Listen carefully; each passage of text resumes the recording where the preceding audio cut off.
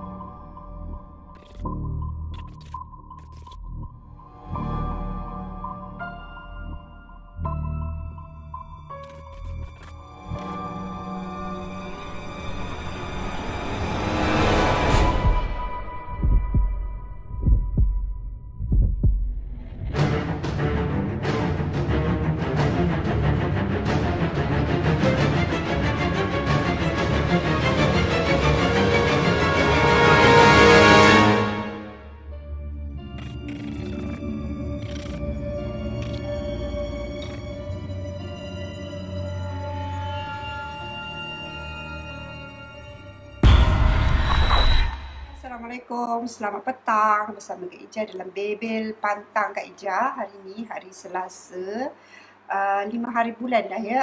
Okey, hari ni Kak Ija memang nak bebel sebenarnya sebab Kak Ija ada baca satu posting pasal isu rumah tangga sebenarnya, pasal ibu hamil dengan isu rumah tangga.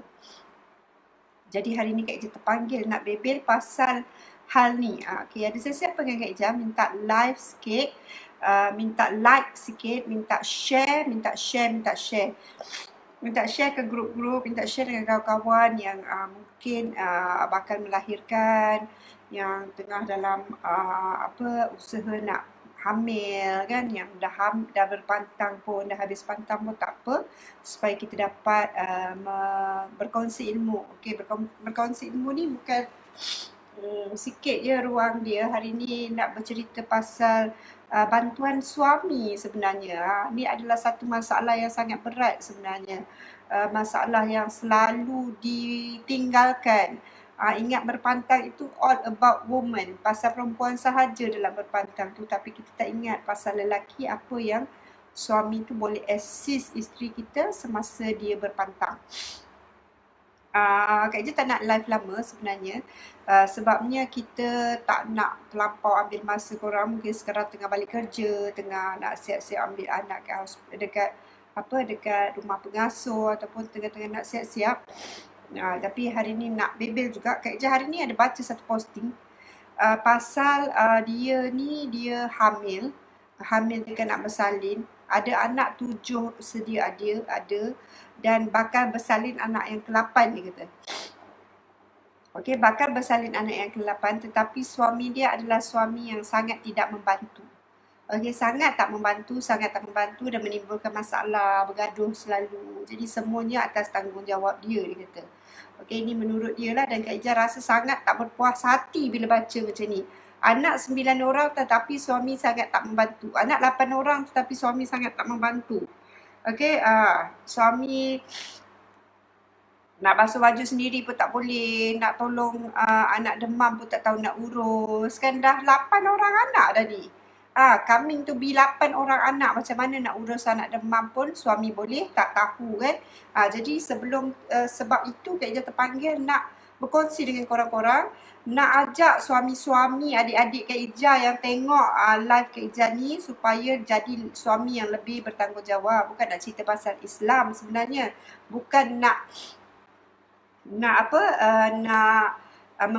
memang nak membebel lah sikit kan, sebagai seorang kakak, sebagai seorang mak-mak. Kak Ija nak membebel-bebel sikit supaya bukan nak bebel teruk-teruk, cuma nak bagi pendedahan, nak bagi suami faham apa tu sebenarnya tanggungjawab kita bila kita ada seorang isteri dan anak-anak. Okey, bila ada anak-anak, okey, janganlah biarkan isteri sahaja dengan anak-anak. Okey, setiap perempuan ni dia orang memang tak akan bercakap banyak tau. Kalau dia orang, selagi dia orang perlu buat, dia orang akan buat. Itu adalah sifat seorang perempuan. Normal bagi seorang perempuan, dia orang akan sayang suami dia orang, dan selagi dia orang mampu, dia orang akan buat sendiri. Diorang nak prepare yang terbaik untuk suami diorang. Jadi para suami sila ambil tahu yang isteri anda nak bagi yang terbaik untuk anda. Jadi tolonglah juga bagi return kepada dia. Bagilah yang terbaik untuk dia juga. Janganlah kata dah anak 7 pun anak demam, saya tak tahu nak buat macam mana. Ini adalah nak menampakkan sangat yang kamu seorang yang tidak mengambil tahu. Okey. Tambah-tambah isteri bakal berpantang. Siapa yang nak arrange 7 orang anak ni? Takkan nak hantar kampung. Kan? Mungkin dah ada anak yang bersekolah, dah ada anak yang bertadika. Jadi macam takkan kita nak berhentikan persekolahan anak-anak. Hidup di dunia yang nyata, seandainya kamu mempunyai anak-anak yang lain, maknanya dah beranak 2, 3, dan anak-anak yang pertama dan kedua dah besar-besar, sangatlah perlu kerjasama daripada suami untuk membantu isteri yang berpantang sendiri di rumah. Ya. Isteri ni bukan kerja dia mudah. Saya bagi tahu ya, pagi dia nak siapkan anak pergi sekolah, nak masak untuk sarapan, nak basuh baju, nak kemas rumah, banyak sebenarnya task dia. Walaupun dia duduk di rumah nampak bersenang lenang boleh pegang handphone, tetapi kena tahu yang dia pegang handphone tu selepas dia settle semua bahan-bahan yang perlu dia settlekan. Jadi dalam pantang, apa suami boleh assist isteri? Kak Eja nak cerita pasal apa sebenarnya yang suami boleh assist isteri dalam pantang. Pertama sekali, bantulah isteri anda yang dalam pantang daripada segi sokongan dalaman. Sokongan dalaman ini bermaksud belayan. Berlembutlah dengan isteri anda, jangan selalu marah-marah. Isteri baru lepas melahirkan. Jadi sokongan moral itu sangatlah penting. Sokongan moral daripada suami sangatlah penting. Bantu isteri semampu boleh. Seandainya kamu ada cuti 3-4 hari sebelum isteri kamu semasa isteri kamu dalam pantang, seeloknya mintalah cuti 2 minggu. Okey, mungkinlah bila dah tahu isteri mengandung, kita dah boleh plan kita punya kerja dan cubalah plan cuti anda. Seboleh-bolehnya ambillah sekurang-kurangnya 1 minggu cuti untuk assist isteri anda. Okey, minta cuti seminggu untuk assist isteri anda. Seboleh-bolehnya, Kak Ija kata ya. Sebab apa dalam masa seminggu ini, isteri anda masih lagi dalam weak mode, lemah. Perlukan keserasian, tak biasa, nak adapt to the situation. Anak-anak yang dulu tak tahu lagi keadaan ibu berpantang, kan? Rasa semua sikit hari ni. Jadi sangat perlu suami yang boleh bantu isteri dalam minggu pertama selepas dia melahirkan. Bantuan daripada segi apa yang suami boleh bantu isteri? Sebenarnya banyak bantuan yang boleh suami ambil daripada isteri seandainya isteri anda berpantang. Okey. Suami boleh membantu isteri daripada segi kerja-kerja rumah dan menguruskan anak-anak yang lain contohnya ya. Bantu isteri dengan kerja-kerja rumah sebab sekarang ni ramai ibu-ibu yang berpantang sendiri. Isteri-isteri kamu berpantang sendiri dengan anak-anak yang lain. Ada anak 2, ada anak 3 yang lain. Jadi sila take over kerja isteri semasa kamu berehat dulu. Okey, sebelum dia melahirkan, dia yang buat semua kerja ni. Jadi bila dia melahirkan, sila ambil alih tugas dia. Memanglah kamu takkan buat perfect, kamu takkan buat rumah tu bersih seperti mana isteri kamu buat. Tetapi sekurang-kurangnya ia menyenangkan mata isteri anda memandang. Perempuan ni bila tak sedap mata dia memandang, dia akan buat. Okey, itu adalah nature. Orang perempuan dia kalau tak sedap mata dia memandang, dia akan start buat. Dia akan start buat kerja. Bila dia buat kerja, dia akan lupa dia punya sakit. Itu memang perempuan. Sebab tu orang perempuan demam ke apa ke, dia boleh buat kerja. Sebab dia ada capability yang boleh melupakan dia punya sakit untuk menyiapkan apa yang dia nak pandang elok. Okey. Jadi sila bantu isteri anda daripada segi hal pengurusan rumah tangga. Okey, sediakanlah isteri anda dengan air mandi yang panas. Okey, air mandi yang panas ini sangat penting untuk isteri anda. Bukan korang kena jaga anak sahaja, kena juga jaga isteri. Okey, air mandi yang panas, bila korang ada sila bantu bakarkan tungku isteri. Okey, bakarkan tungku isteri supaya dia dapat mendapat heat transfer yang bagus. Sekarang ni mungkin kita tidak berkemampuan nak sediakan rumah sauna ataupun infrared sauna house ke untuk isteri kita, tapi bantulah dia dengan membakar tungku untuk dia, okey. Siapkan makanan yang mengikut aturan berpantang. Siapkan makanan untuk dia, okey. Bukan susah nak sediakan makanan berpantang, menu berpantang sekarang banyak, dan Kak Ija yakin orang-orang lelaki sekarang sangat kreatif dalam masakan, dan ramai Kak Ija tengok orang-orang lelaki ni bila dia masak lebih sedap daripada orang perempuan. Jadi tolong isteri korang dalam menu dia dalam pantang, okey, tolong assist. Mungkin korang boleh siapkan, contoh kalau nak bekerja, siapkan dulu menunya, okey. Jadi isteri bila dia lapar, dia boleh siapkan yang seterusnya. Maknanya awal korang dah siapkan potong-potong apa semua, tinggal dia nak grill saja contohnya lah kan. Okey. Ini semua adalah proses yang boleh membantu pemulihan isteri anda. Okey, boleh membantu pemulihan isteri, boleh membantu kesihatan isteri. Kalau isteri selalu sakit pun nanti korang juga yang kena jaga anak-anak, kena jaga isteri balik. Jadi gunakan tempoh ini untuk bantu isteri anda pulih dengan betul. Okey, jadilah suami yang terpilih. Contohnya isteri ni dia pilih kamu ni sebab dia rasa dia boleh bergantung harap dengan kamu. Jadi dia nak orang yang boleh assist dia, orang yang boleh menjaga dia. Okey, memanglah zaman dulu orang berpantang senang. Kita boleh balik kampung, ada assistant daripada saudara mara yang orang dulu banyak suri rumah. Jadi ramai orang boleh assist. Tapi sekarang ni semuanya bekerja. Even mak mertua kita pun bekerja. Mak kita pun bekerja. Jadi siapa yang nak bantu isteri kita, itu adalah kita. Okey. Jadi kita ni kena memainkan peranan yang sangat penting. Sangat penting. Kena make sure walaupun kita dah bekerja, tugas membasuh baju, tugas melihat basuh sidai baju tu, tolonglah assist isteri anda, okey. Kalau tengok rumah tu bersepah, tolonglah sapu, okey. Dulu isteri anda juga bekerja 5 to 8 juga, 8 ke 5 petang juga. Jadi dia balik pun penat, dia pun masih boleh lagi menyapu, dan Kak Ija tak rasa korang tak boleh menyapu bila korang balik. Sila menyapu bila korang balik. Sebab isteri ni, perempuan ni dia tak suka pandang benda-benda yang bersepah. Okey, tambah pula kalau dia duduk dalam pantang sendiri dengan anak-anak kecil. Jadi dia nak siapkan makan anak dia lagi, dia nak siapkan diri dia lagi. Itu akan menimbulkan suasana yang chaos, suasana yang riuh rendah untuk dia. Tak boleh nak adapt lagi. Jadi sebab tu dia cakap, ambillah cuti seminggu untuk bantu isteri anda. Okey, jadi dalam masa seminggu tu mungkin korang dah boleh tetapkan jadual.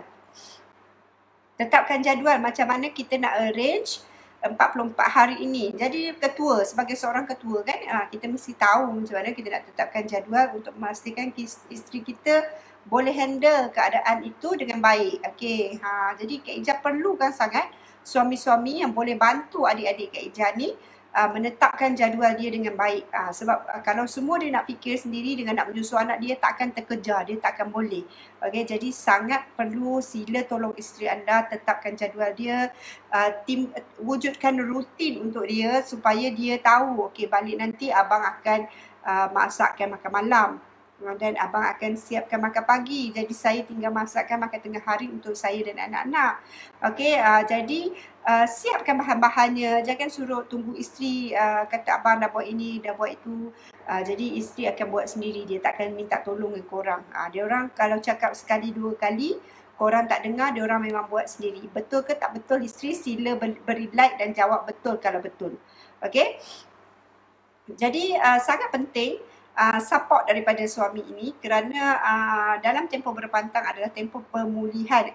Jangan tengok isteri tu dah sihat sikit, suruh isteri buat semua lepaskan kepada isteri. Sila ambil tahu yang kita ada bagi tempoh 44 hari cuti rehat untuk isteri anda. Cuti rehat, okey, cuti rehat itu bermaknanya cuti dan berehat. Okey, jadi isteri anda perlu berehat selama 44 hari itu. Dan pastikan anda membantu dia seboleh mungkin kerana kesihatan dia akan menjamin kebahagiaan keseluruhan hidup anda nanti, supaya di kemudian hari dia tak selalu secepat sakit. Korang boleh berjimat banyak kalau dia tak selalu sakit, maknanya tak payah banyak pergi hospital, tak payah banyak pergi berubat, okey. Isteri ni bukan suka sebenarnya nak sakit-sakit, dia lagi suka kalau dia sihat boleh buat semua benda. Okey, perempuan ni memang macam tu nature dia as far as I concern lah. Sebagai semana yang Kak Ija yang tahu, okey. Isteri dia memang selalunya kalau boleh nak buat, nak buat. Tengah-tengah dalam pantang ni kalau nampak ada baju anak berselerak kat lantai, dia nak pergi kutip juga. Itu memang dah nature orang perempuan. Dan sebenarnya Kak Ija tak rasa ada orang berkecuali. Even Kak Ija pun, kalau Kak Ija ramai anak, anak bersepah-sepah, kita dalam pantang pun kita rasa nak pergi kutip juga. Okay? Jadi dekat situlah sangat pentingnya persefahaman dengan suami. Buat jadual waktu yang betul, suami sila buat jadual waktu anda kerana anda perlu berkorban bangun lebih pagi. Okay, mungkin boleh rotate jaga anak waktu malam, kalau waktu hari cuti kan. Sebab anda perlu ada jadual yang baru. Anda kena ada timetable yang baru, kena bangun lebih awal, nak siapkan tungku untuk isteri, nak siapkan makan untuk isteri, makan pagi kan. Sebelum anda pergi kerja itu kalau anda dah start kerja. Jadi sila siapkan jadual, bekerja samalah dengan baik kamu suami isteri kerana tempoh berpantang isteri sangatlah penting sebenarnya untuk isteri berpantang. Jangan menjerumus isteri anda kepada kerja berat. Jangan berkasar dengan isteri anda kerana ianya akan memudahkan tumpah darah. Jaga emosi isteri anda kerana emosi yang terganggu boleh mengakibatkan meroyan. Dan seandainya isteri anda meroyan adalah sangat tidak selamat untuk meninggalkan isteri dengan anak-anak. Okey, jadi suami kena ambil tahu, selalu periksa keadaan emosi isteri. Periksa keadaan emosi dia, tengok perubahan pada dia. Adakah dia selalu menangis ke? Adakah dia senyap saja ke? Kenapa ada perubahan apa-apa kepada isteri aku ni? Itu sangat penting untuk kamu ambil tahu. Okey, ini adalah tugasan suami. Sangat penting untuk tengok perubahan isteri, tanya isteri macam mana pengeluaran darah dia, selalu aware pasal mesej ataupun WhatsApp daripada isteri anda kerana apa, mungkin dia ada benda yang nak mengadu. Okey, mungkin ada permasalahan yang nak dikemukakan. Contohnya time korang kerja, sila pastikan handphone korang accessible. Sebab kalau apa-apa terjadi dekat isteri di rumah, dia sangat perlukan korang untuk bantu dia. Okey, jadi message itu adalah support untuk isteri anda adalah dia seorang dengan anak-anak dalam tempoh masa berpantang. Jadi support daripada anda sangatlah penting. Jangan rasa sukar kerana kamu telah membuat pilihan untuk mendapat satu kehidupan yang lebih baik, penambahan ahli keluarga, maknanya untuk menjadikan keluarga kamu lebih gembira. Jadi Kak Ija nasihatkan, berilah sokongan yang baik juga kepada isteri. Jadilah suami-suami dambaan wanita, macam itulah kan. Bukan nak kata kena perfect, tetapi cubalah hampiri kesempurnaan itu selagi boleh. Okey, untuk buat suami-suami kat sana, kalau nak tips-tips macam mana dengan lebih detail, insya-Allah Kak Ija ada dah tulis dekat page Kak Ija dulu pasal tugas ataupun tanggungjawab suami ketika isteri berpantang. Boleh scroll juga, ambil tahu kerana ambil tahu ini, ilmu ini akan membantu kamu memudahkan urusan kamu juga. Okey, buat timetable macam Kak Ija selalu cakap, buat jadual kerana jadual ini akan memudahkan pengurusan kehidupan kamu. Okey, sekian dulu untuk hari ini. Jadi suami-suami yang baik, jaga isteri dengan baik dan Assalamualaikum warahmatullahi wabarakatuh. Sekian Bebel Pantang daripada Kak Ija. Kita jumpa besok. Bye.